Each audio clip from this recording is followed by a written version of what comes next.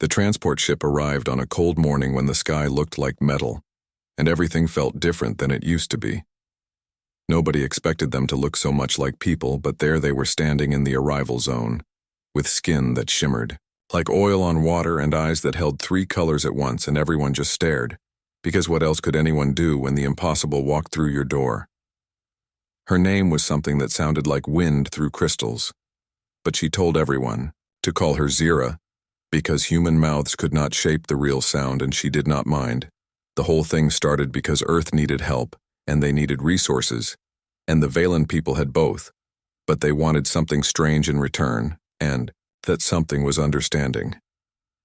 They wanted to know what it meant to be human, and not from books or data streams, but from living beside them and walking their streets and breathing their air.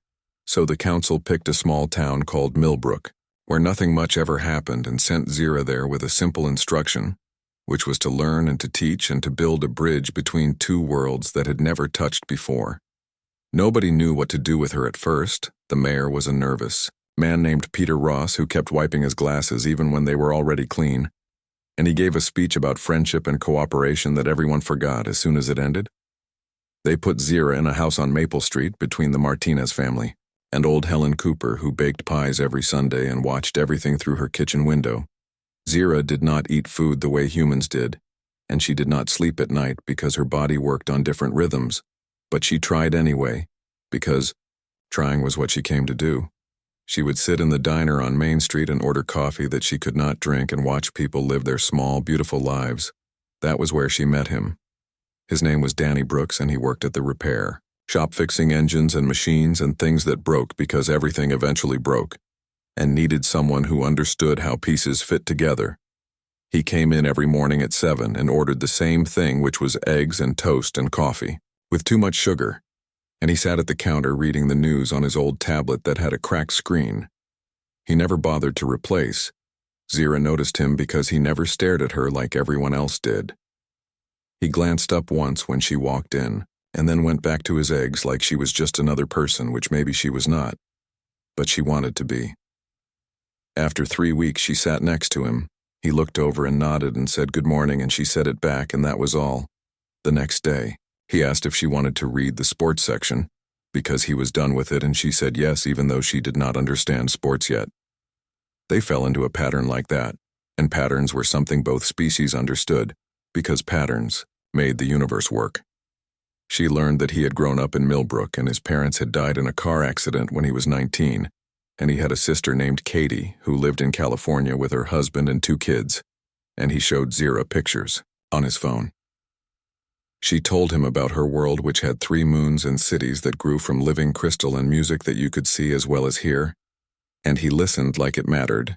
One day he asked why she came to Earth, and she said because her people were dying, and not from disease or war, but from loneliness, because they had forgotten how to feel things deeply, and they thought humans could teach them.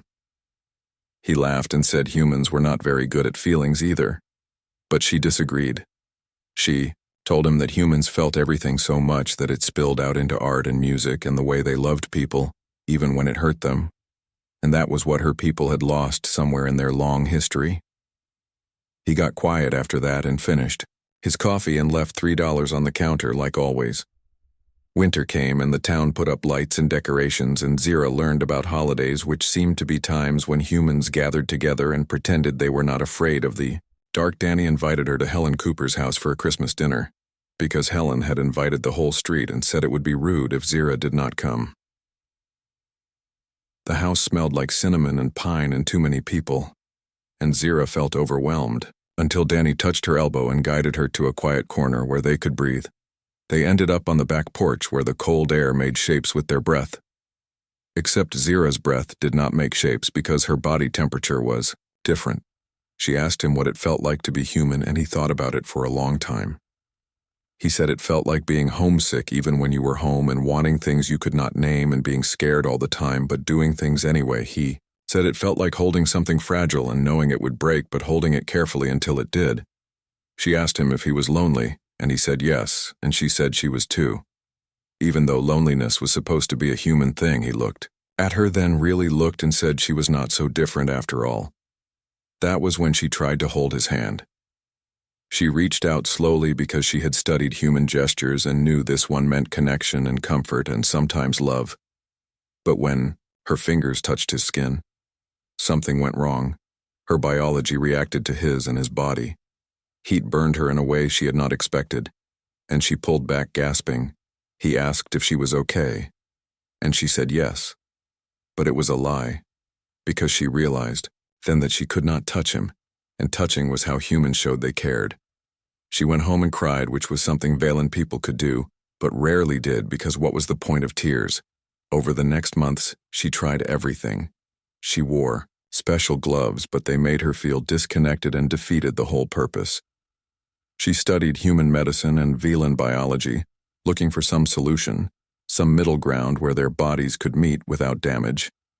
She asked the scientists back home, and they told her it was impossible because their species had evolved on different worlds under different suns, and some things could not be bridged. Danny noticed she was pulling away, and he asked her why. They were in his shop, and he was covered in grease, and she was supposed to be learning about engines, but instead she told him the truth. She told him she wanted to be human, not because humans were better, but because she wanted to hold his hand and feel his warmth and know what it was like to touch someone who mattered. He set down his tools and looked at her for a long time. Then he said something she did not expect. He said humans spent their whole lives wanting to be something else, and somewhere else, and someone else. And maybe the point was not to change, but to find another way. He showed her that they could sit close enough to feel each other's presence and talk until words became their own kind of touch. He taught her that connection was not just physical, and that sometimes the space between people mattered as much as the contact. They developed their own language made of glances and proximity and the way they understood each other's silences. When spring came, Zira had to decide whether to stay or return to her world. Her people had learned what they needed from the experiment, and other Velans were being placed in other towns, and the data was being collected and analyzed. But data did not capture what she felt when Danny smiled at her across the diner counter, or the way her heart, which was not located in the same place as a human heart, still managed to ache the same way. She chose to stay. The council was not happy, but they allowed it, because forced teaching never worked anyway. Danny asked her what she would do now, and she said she would keep learning because learning was endless and beautiful.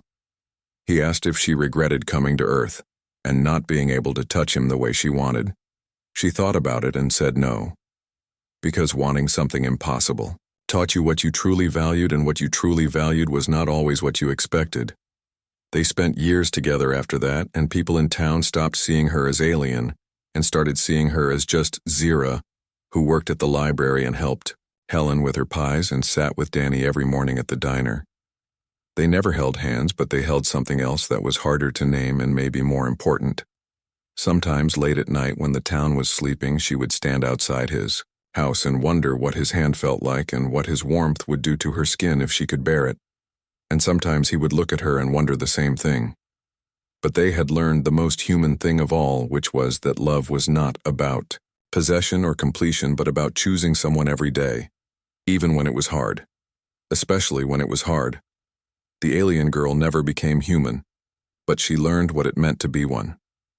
And in learning, she taught a lonely man that connection transcends biology, and that the space between two people can hold as much meaning as any touch, and maybe that was enough. Maybe it had to be.